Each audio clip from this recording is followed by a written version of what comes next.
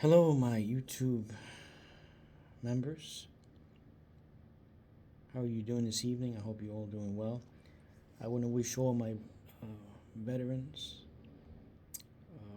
happy Veterans Day. Today is November 11th, 2024. I want to wish every veteran that served in peacetime or in combat, served on active duty or in the reserves, happy Veterans Day. I salute and thank you all for your military service. This is part 2. This is video number 14, Military Veterans Organizations. In order for you to understand this video, you have to watch video number 13, Military Veterans Organizations. In video number 13, Military Veterans Organizations, there are certain the topic is Military Veterans Organizations, and there are 6 subtopics. What are U.S. Military Veterans Organizations? That's number 1. Number 1, what are military veteran organizations? Subtopic number 2, what is the purpose of military veteran organizations? Subtopic number 3, the advantages of military veteran organizations. Subtopic number 4, the disadvantages of military veterans organizations. Subtopic number 5, my personal experience with military veterans organizations. And subtopic number 6, my conclusion and alternative perspective and on the subject of military veterans organizations, and my enlightenment and higher consciousness, where I offer an alternative perspective. Some of it can be very unconformist and extremist.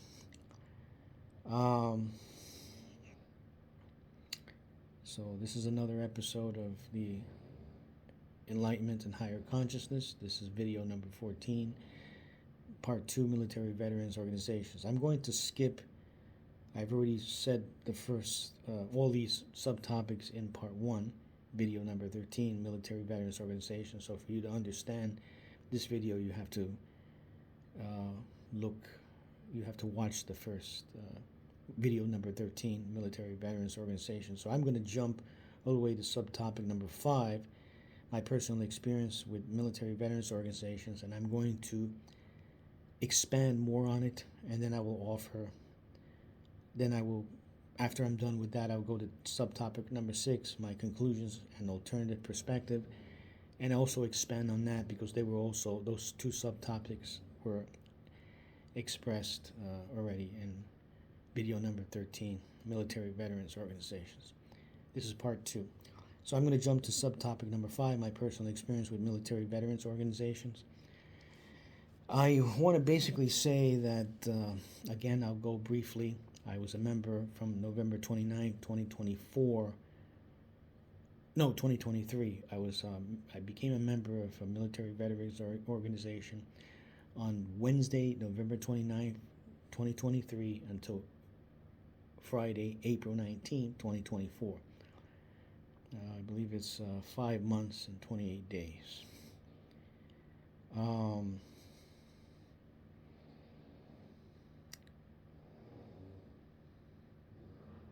Or 21 days or something.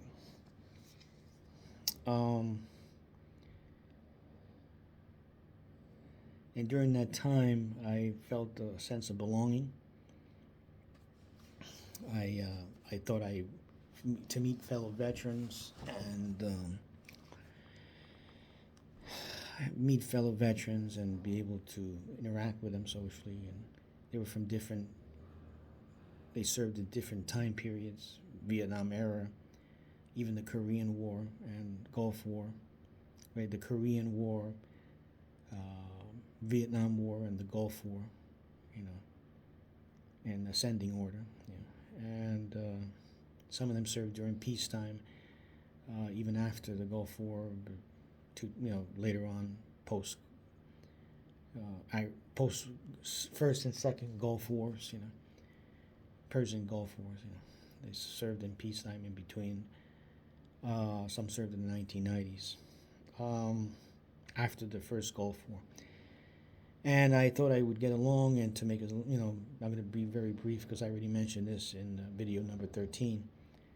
I began to experience unexpected situations.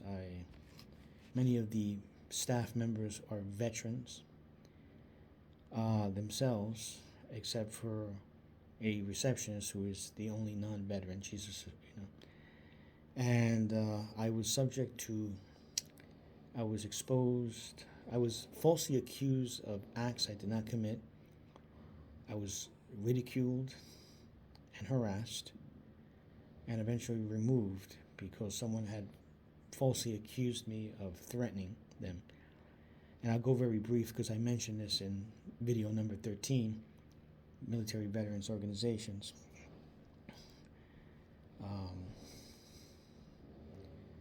What it was that I attended an outside event.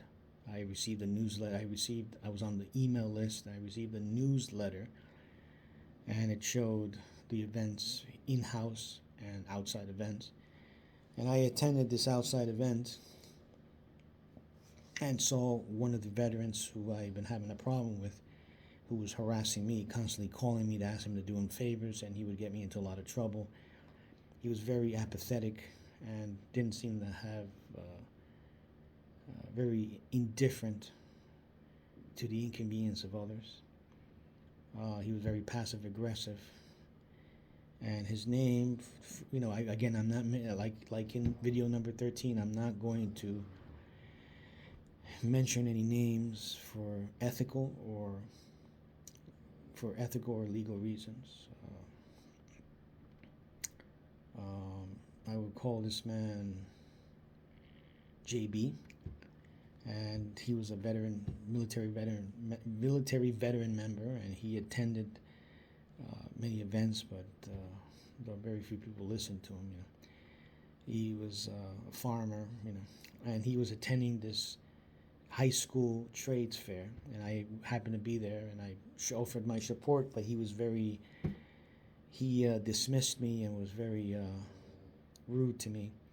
But I wasn't there to see him. I just wanted to attend the trade fairs. And to make a long story short, after I was done, I wanted to talk to him, and he was very condescending and very rude to me. And he was occasionally, during my 5 months there, he was very unpredictable. He would compliment you 1 minute and then insult you in another. In my opinion, he was probably bipolar or passive aggressive. I'm not a psychologist. I've taken psychology courses, but there was something that was not right. Something that was a disorder that I was observing. I drew the observative conclusion there was something wrong with him. Anyway, I went home and I sent him a text letter, and he had threatened on one occasion. He said if he was going to have me put away by the law enforcement. And I told him that I texted him a letter telling him of my frustrations with him, and that I will no longer want to associate with him. I want to terminate all social interactions. I don't want to associate with him anymore. I don't want him to contact me. You're unpredictable. I told him he was unpredictable in a text letter on his cell phone text message box. And I told him that if I was ever arrested, charged, convicted, and sentenced to any amount of time because of something I didn't do, and he was the cause of it, that there would be consequences. That is left up to interpretation. But I will not allow him. But I will say for the record that I didn't mean that the consequences were going to result in violence. I did not mean that, but I certainly will not allow him to put me away. I'm not going to allow myself to go to jail for something I didn't do. Anyway, he obviously took that text message letter, and I don't know if he showed it to the program manager of the organization, who I would call by the initials AC. showed it either partially or fully, and she didn't know what to do. And according to the CEO AO, who I had a meeting with, he said she didn't know what to do. His name is AO. He's the CEO of the company. And she said that she decided she didn't know what to do, so she went to the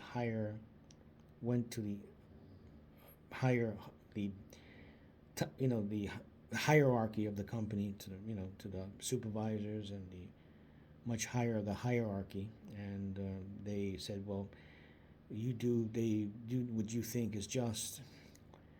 You could take whatever action you think is appropriate. So they left it to her discretion, and she used the power of her position to implement her personal motive, her personal ulterior motive. She had no contingency plan. She had no protocol. And even if it was within her powers to do this, it was not in her powers, it was not within her duties to take that action. Her decision was illegitimate at best. Her motives were premeditated. It seemed like she wanted to get rid of me from the beginning, and I had a problem with her. I had come in late 5 minutes or something. It was actually only 5 minutes, but she claimed I did 15 minutes. It was the only time I actually came late. And she had screamed and yelled at me, and I had to, I held restraint. I had to really give myself a lot of credit, because the way she was yelling at me, I was getting ready to respond with, basically by yelling at her, but I chose to, I held restraint, and I was not going to allow her to yell at me. But she told me if I ever come in late again, she's not going to allow me to attend the programs or the events. When I showed up to the event, she allowed me to attend, but I spoke to the instructor of the yoga class, and she basically said, well, we didn't actually start till, because the session was supposed to start at the 12 o'clock noon.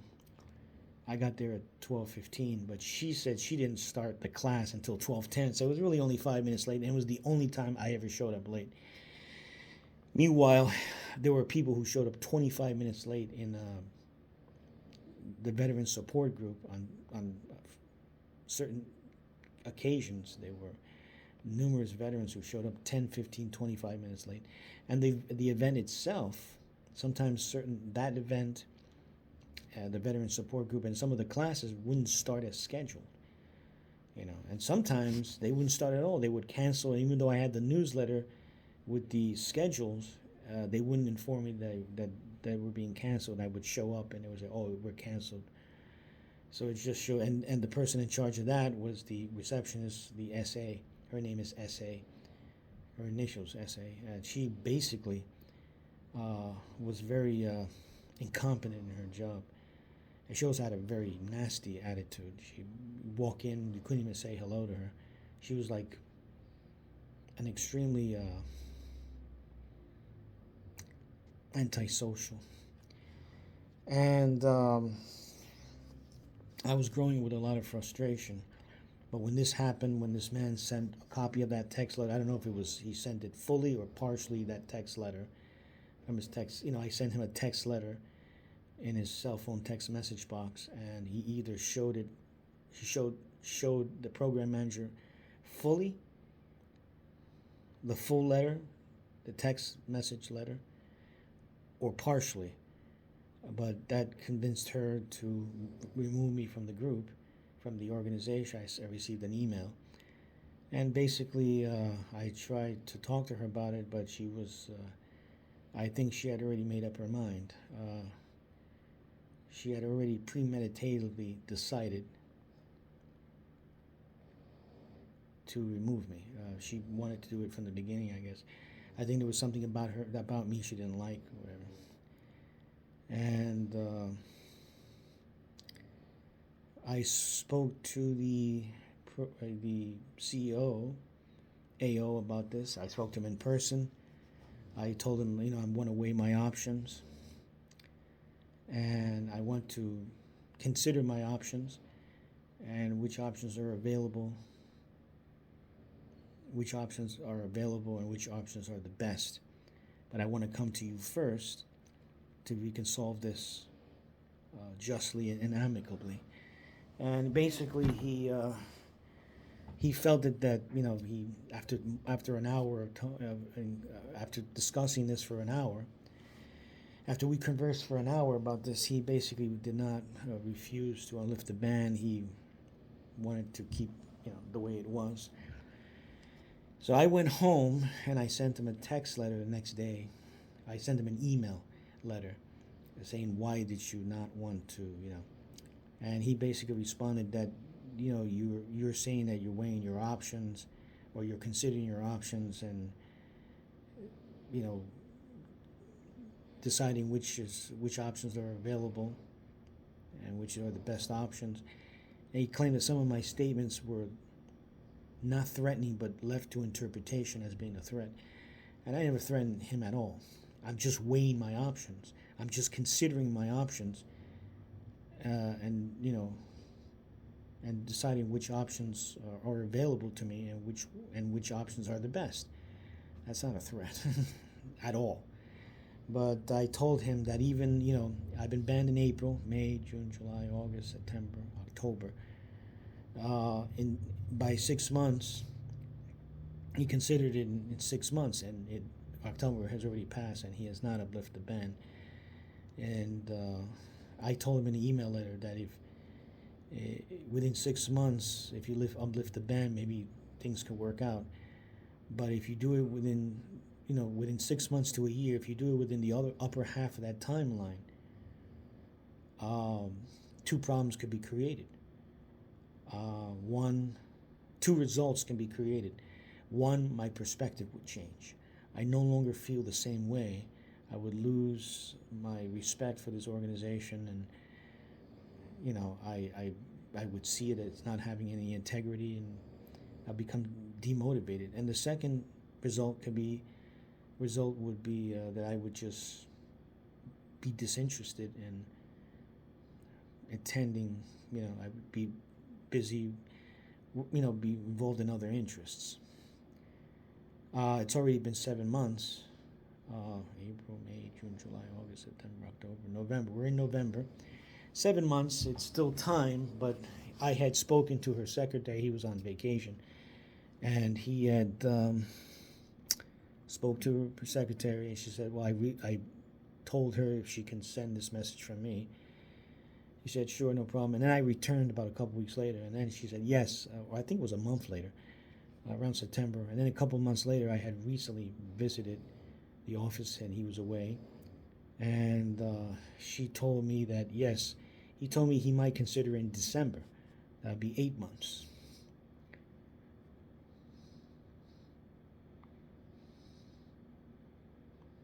That's, again, that's approaching the upper half of that timeline.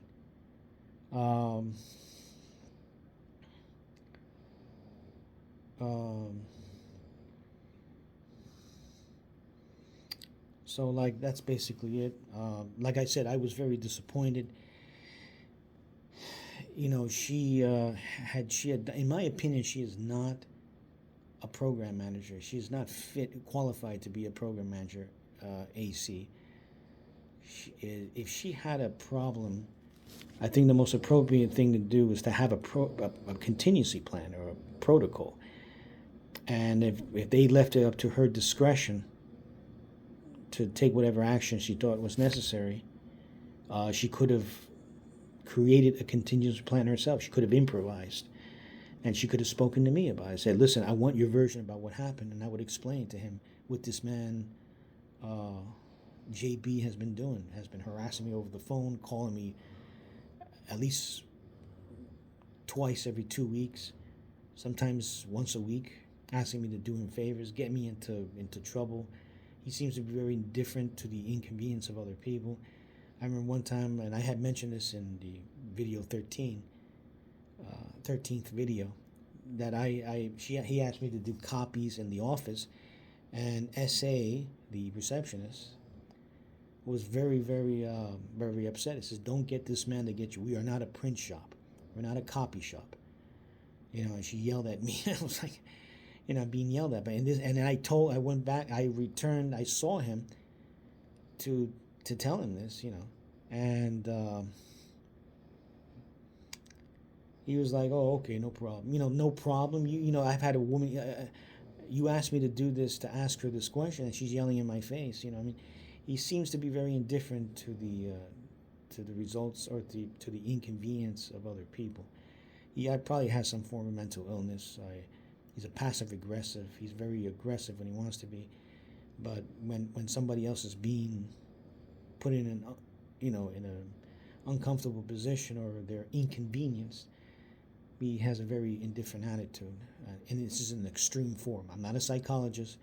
In my opinion, he could be bipolar or have some other disorder. Most of the staff members are veterans, and a lot of them have mental disorders. There's one guy, JH, I mentioned in the 13th video. He's extremely introverted and antisocial. He's off the scale, basically. And I mentioned him in the 13th video. If you want to know more about that, just go to video 13th, the 13th video number 13, or the 13th video, about military veteran organizations. And like I said, she could have came to me about this. I would have explained it to her, told her my version of it, and then she could have could have gotten two sides, and then of the versions of the story, of the issue. She could have received two versions of that, of the issue, and she could have made a lot more of an objective decision. But I think her decision was premeditated from the beginning. I think she wanted to get rid of me, and she used the power of her position to implement her ulterior motive. And like I said, even if it's not within her powers, or they gave it the power, even if she was within her duties to take that action, it was illegitimate at best. She was very inappropriate, and like I said, she could have came to me first, but she didn't want to hear it. When the minute I called, once I received the email, her email message saying that I was being banned, I called immediately, and she said, "You're gone. I can't have you threatening veterans. Veterans with an S." I said, I didn't threaten one veteran, even let alone two veterans, more than one. So I didn't threaten anybody, not one veteran, let alone more than one. One veteran, let alone multiple veterans. But that's that she had made up her mind, and like I said, I'm very disappointed. I think this organization is very inefficient. It is run incompetently. I think, in my opinion, this woman, the program manager, AC, is not qualified to be a program manager. She is too highly emotional. She's unobjective, and she is not impartial. She is unimpartial, and she doesn't know how to handle a situation. And this is not the first time this has happened. I remember during one of the vet-to-vet support group meetings, there was a shouting match, and sometimes a veteran would be speaking, and other veterans are just interrupting by talking to each other, and there's no order. Veterans will come in late, as late as 25 minutes. No, she doesn't say anything, doesn't enforce. She seems to enforce the rules selectively rather than consistently. And again, I'm very, very disappointed. And it's a shame I have to say this on Veterans Day, but I have to express what I had to express. You can take the information for what it's worth. So now that I've talked about this, I'm now going to discuss the sixth subtopic, which I already mentioned in the video 13, but I'm going to add additional information to the sixth subtopic, my conclusion and alternative perspective on military veterans organizations.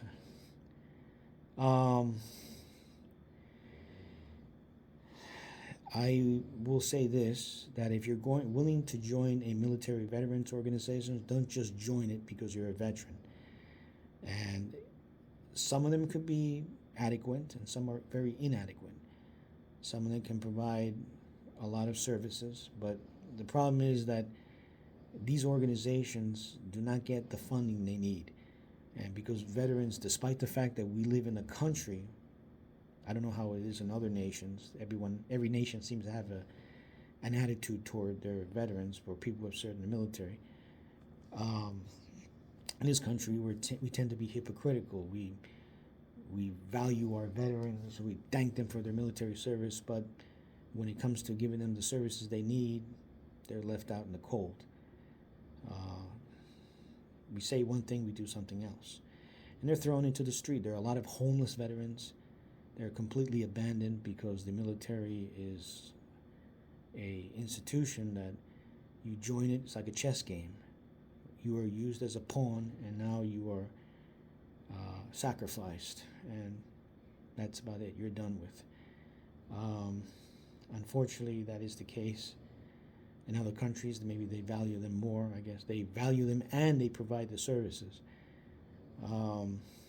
Some countries have different attitudes about their veterans or their military veterans.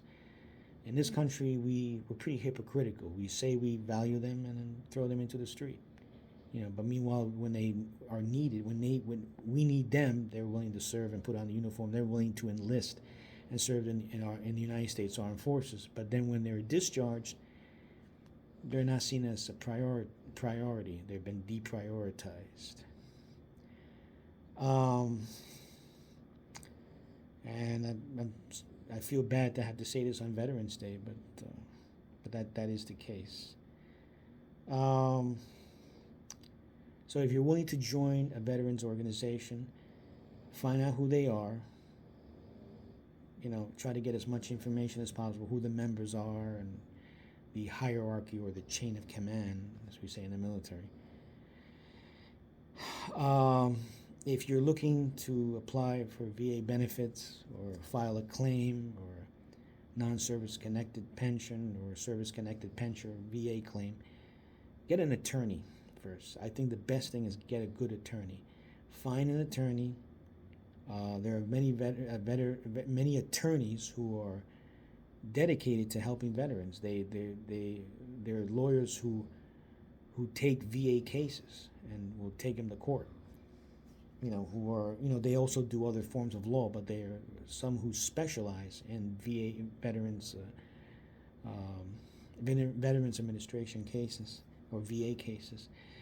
And you try not to do it through military veteran organizations because they can be very procrastinating, and they do things very haphazardly. Sometimes they take their time, and there's an old saying: when you want something done, you do it yourself, and you do it at the speed that you like. And if you want things done quickly, you got naturally you do have to you need other people to get the job done, and sometimes you do. But I think an attorney is, if you want to deal with the VA, although this is not the topic that's appropriate for this subject, but unfortunately it is indirectly related. So seek an attorney. Don't use military veterans organizations. If you decide to join a military veteran organization, do it because you just want to be there and interact with other veterans. Some of their programs are very interesting. I remember when I was a member of this former veterans organization, when I was a former member of this military veteran organization, I enjoyed some of the programs. A lot of music class, yoga, and meditation and yoga, especially the meditation and the music class. The yoga I enjoyed as well. And now, because I have been banned for 7 months, I felt very disappointed over an argument I had with a military veteran member. Simply, an argument with JB over an incident involving a text message that wasn't even in the facility. This was an outside event, and I had texted him outside of the facility. if this was inside the facility, or I had threatened him, which I never did threaten him anyway, but had we had an argument in the facility, I can understand her. I can understand the program manager being upset, But this debate or argument was outside of the facility. It was a personal conversation, a text conversation between he and I. So it was outside of her authority, really. But like I said, this thing is being run very inefficiently. It's corrupt, in my opinion, to a certain degree, and there's a certain level of incompetence. And that's basically it. As a military veteran myself, I have to say that I'm starting to understand what's really going on. And hopefully, now that we have a new president, Donald Trump, he will maybe help the veterans. Maybe, I don't know. Like I said, the position of president is not. Is just an executive position. There's the House of Representatives and the Senate they have to go through. And there's a lot of bureaucracy that has to go through before any money is allocated in the budget, or expenditures that can be used as expenditures for veteran services to help veterans.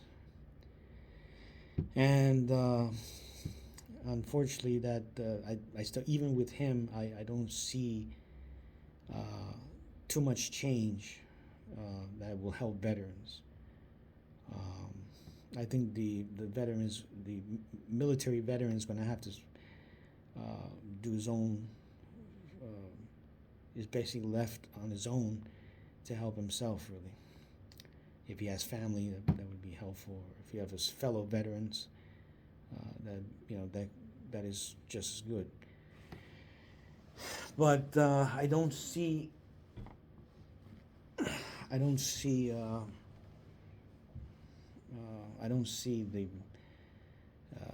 the government changing just because of a change in presidency, U.S. presidency. I don't see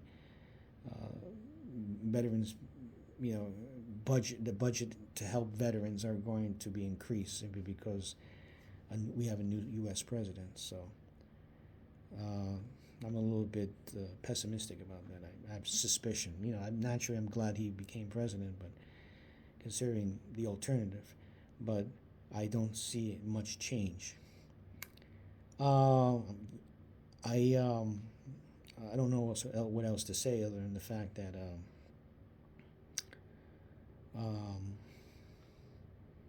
I think the only advice I can give to a military veteran, whether they served in peacetime, actively or in the reserves, or if they served in combat, actively or in the active reserve,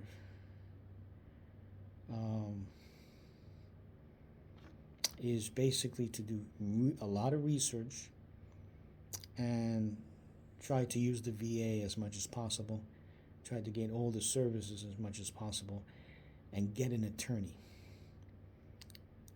I think the first thing is to seek attorney. Military veteran organizations, they procrastinate a lot, and I think that you have to start taking in consideration the fact that you've been deprioritized and you're really on your own now.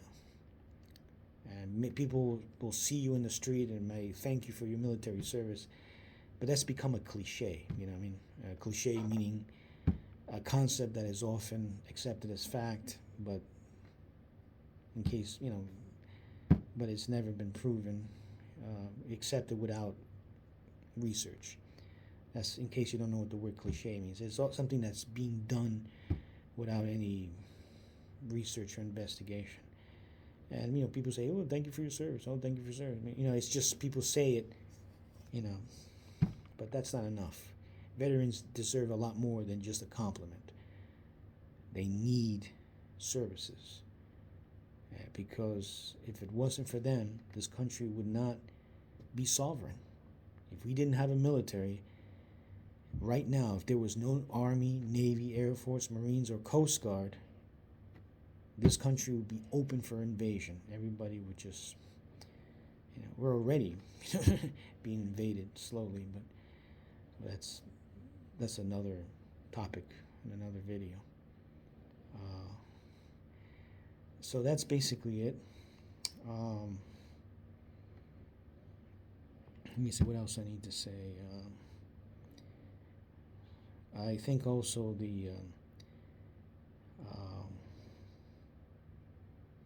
also you can write to your congressman and your senator. Now that is not a that's a very ineffective way. I'm sorry to say that, but it could help. It could help. The old saying, "Don't bother writing to your congressman." Which happens to be true. I had written to my senator and congressman about certain issues, and they never actually get to be told of what that issue is. Usually they have assistants and secretaries, and they may present it to the senator or the congressman or congresswoman, but and if they do make a decision, but most of the time they just don't want to get involved. If it's not really affecting them, they don't get involved. So, but you can always write to them. It doesn't hurt to find out who your senator or your congressman or congresswoman is, and you can always write to them, give them a call, and they will listen to you, especially if you're a military veteran.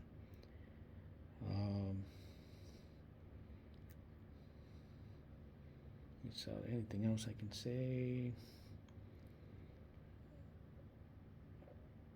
Yeah, but basically, and if you get into the VA system, which is again not related to this topic, it's not directly related, but it is because it involves veterans, and the VA is not a military veteran organization. It is a veteran administration. It is a government agency.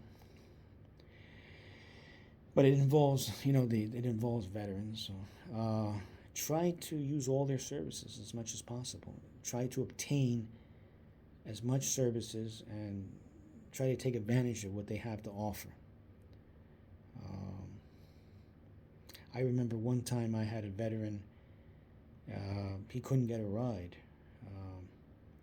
He was a Coast Guard veteran. He served 26 years.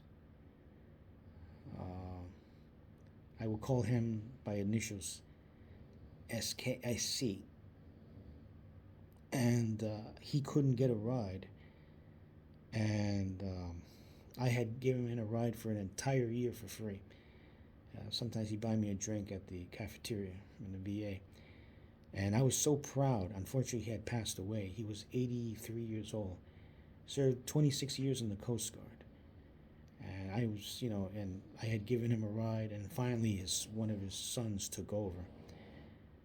He had two sons, and one of them decided to take the responsibility and start providing him a ride, providing him transportation. But I had, for an entire year, I think it was from 2018 to 2019, I had provided him transportation, from what I remember. I don't know the exact year.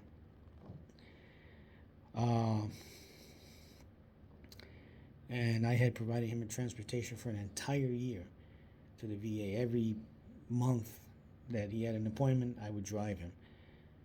Sometimes he'd chip in for gas or buy me a drink or something. I didn't even take the money, but he would insist otherwise. I was very proud to do that. That was my duty and my responsibility to help my fellow military veterans. And it was one of the proudest moments of my life, actually. I felt an obligation to help my fellow military veteran member. And he was in the Coast Guard, so I was in the Navy, and I kind of see them as my fellow shipmates. Anyway, I just want to end this video. I just want to thank, being that today is Veterans Day, I want to thank every